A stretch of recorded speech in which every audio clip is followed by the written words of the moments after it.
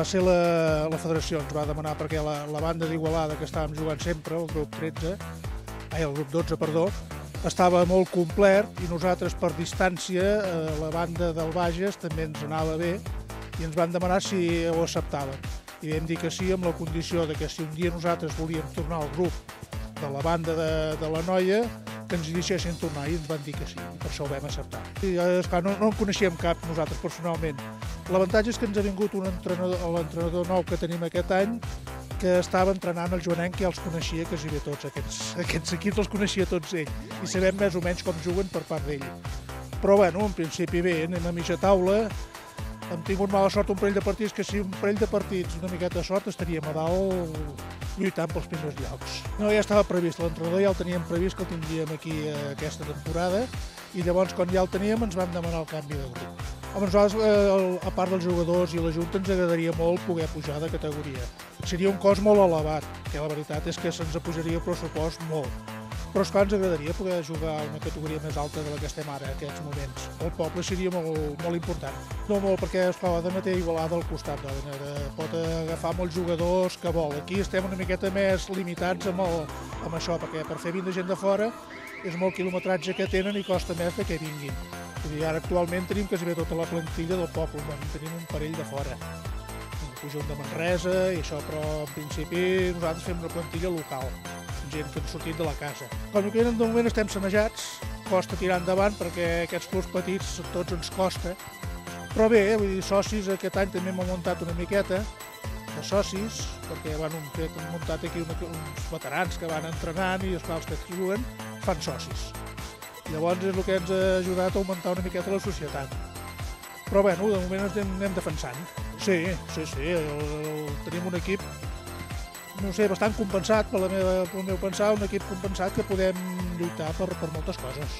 No, i a més és un grup bastant igualat, pel que es veu de nosaltres que estem al 8è fins al primer, hi ha 11 punts ara que podem quedar, per exemple, a 8, però esclar, estan molt igualats, i en canvi del 8 al 9 ja hi ha molts punts de diferència.